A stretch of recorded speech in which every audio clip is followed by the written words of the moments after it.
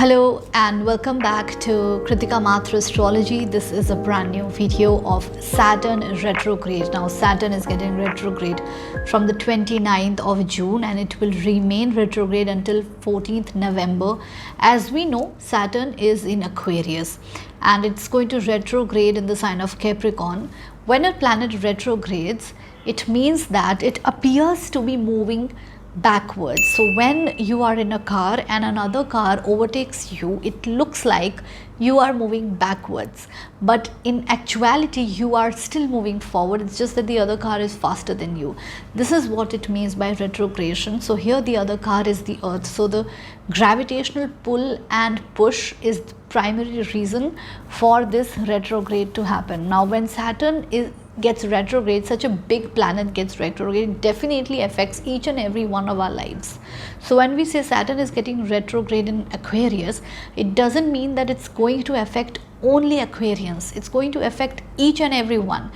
Wherever the sign of Aquarius is in your birth kundli, that is where you will see the impact of the Saturn retrograde. The next is Saturn is getting retrograde in Capricorn. So definitely the areas of Capricorn will get affected. Along with that, Nadi aspects have to be seen. So Nadi aspect is 5th and 9th. So when Saturn is in Capricorn, it's going to affect Capricorn, it's going to affect Taurus, and it's going to affect Virgo.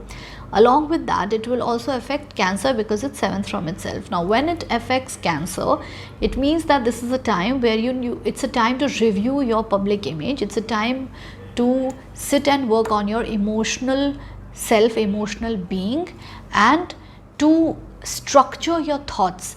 When it's aspecting Virgo from its 9th aspect, it means that you have to work on yourself, you have to sweat things, you have to sweat it out, you have to be fitness conscious, and you have to work on your skills. Don't forget that Ketu is already present in Virgo, so that is where it's going to bring an impact. So this is where it's not all that easy and generic. Saturn is aspecting Virgo, but we also have to remember that Ketu is also in Virgo, so the result of Saturn aspecting Virgo will vary because of this additional planet. The other thing is the aspect on the Capricorn itself, because it's sitting in Capricorn. So when it will affect Capricorn, it will tell you to be more disciplined, structured, organized and responsible, and it is going to teach you how to be humble towards the underprivileged people. Along with that, Saturn will also look at Taurus. So there it will tell you to review your financial plan, to work in a structured way towards your finances and family as well, family relationships. You have to monitor them. Plus you have to be more supportive and careful, have more discipline in your life. So here we will look at each and every ascendant, but don't forget that this video has to be seen as per ascendant and moon sign. So you have to go to the comment section, you have to mention your place, time, date of birth and full name in the comment section. I will get back to you informing what is your ascendant and what is your moon sign. You have to watch the video as per both. So moon sign is going to tell you how you feel about the situation, ascendant is going to tell you how actually the situation will happen. So for example, actual ascendant prediction will be getting a job, moon sign prediction will be how you will feel about getting a job. You'll feel more pressured, you'll feel happy, you'll feel sad, you'll feel suddenness, you'll feel, oh my god, suddenly I got a job, so everything is changing. So that is the feeling part of it is going to be told by the moon sign. So this is how you have to understand, you have to review both. Now very important for those who listen to my videos and for those who listen to the full videos, for them this is a bonus thing. Don't skip towards your ascendant and listen to this and share it, pass it on to your friends and family so that they are aware. Now these are generic remedies that I'm going to give you here, because this is a major transit, is going to affect each and every one. That is where this special part of remedial measure is going to be protected here. So the first remedy I will give you is a behavioral remedy. Saturn is a karam karka. Until you improve your karam, it's very unlikely that Saturn will give you any positive result. So the first behavioral thing that you have to change in yourself is to be more respectful towards the underprivileged, whether it's a doorman, whether it's a guard, whether it's security guard, whether it's a delivery guy or whoever. But you have to be very, very or office boy, you just have to be respectful towards anyone who is underprivileged. The second, you have to throw out your old shoes which are torn. Do not use torn shoes, do not keep torn shoes. You have to throw them right away. Do not even donate them, because your bad luck is going to another person, which itself is a bad karma. Third is sweat it out.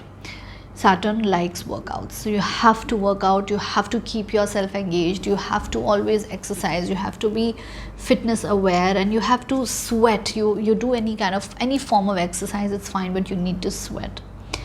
So these are the behavioral changes which have to be done. Also, another thing is, do not procrastinate this time, because during this time you can procrastinate. You can say that I'll do this tomorrow, I'll do this day after tomorrow. No, don't procrastinate, do it right now. This is what Saturn likes. Do it right now, don't procrastinate, be more disciplined, be more structured in your approach. Now, the second part of remedy is the ritual part. So everyone can do it, everyone should do it, either 1 Saturday or 5 Saturday or 8 Saturdays. But this remedy should be done. So you have to take 250 grams of black dal.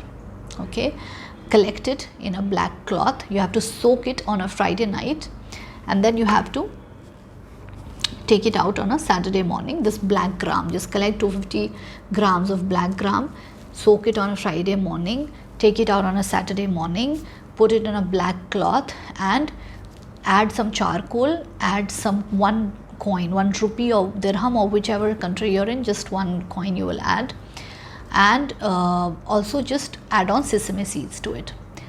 Okay, rotate it anti-clockwise over your head 7 times, and then throw it into a flowing water. This is going to take out all the negativities, the bad aura that you have. This is a very important remedy, must be done during this retrograde transit. So you have to note down till when the transit is valid, when this remedy has to be done. It's been told in the first part of the video, the dates. So just note down the dates as well. So now let's begin with the ascendant wise prediction. So you have to see this. I will repeat as per your ascendant and moon sign. Put down your place, time, date of birth and full name in the comment section if you do not know your moon sign or sun sign or ascendant, and I will tell you what is your ascendant and what is your moon sign. Do not watch it according to your sun sign or zodiac signs, starting from Aries.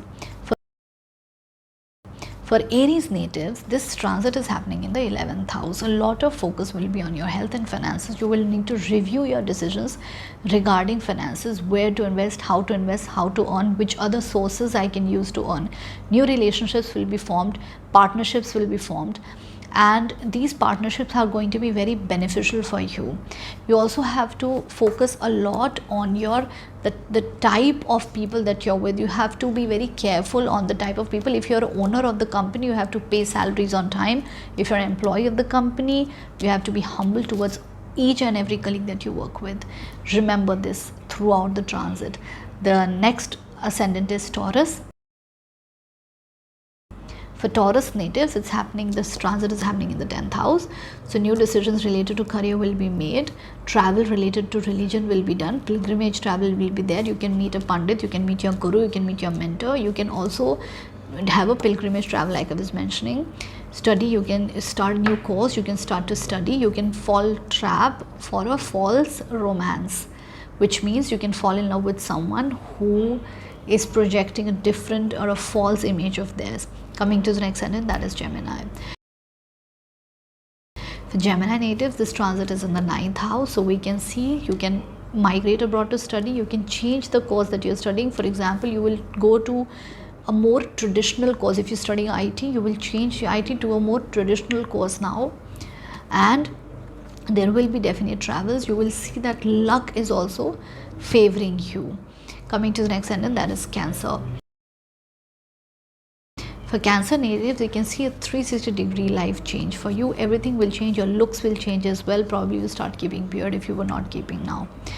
Also, it's happening in the 8th house, so we will see that relationships will be better, finances will be better, life will change, looks will change, outlook towards looking at life is going to change. Coming to the next ascendant, that is Leo.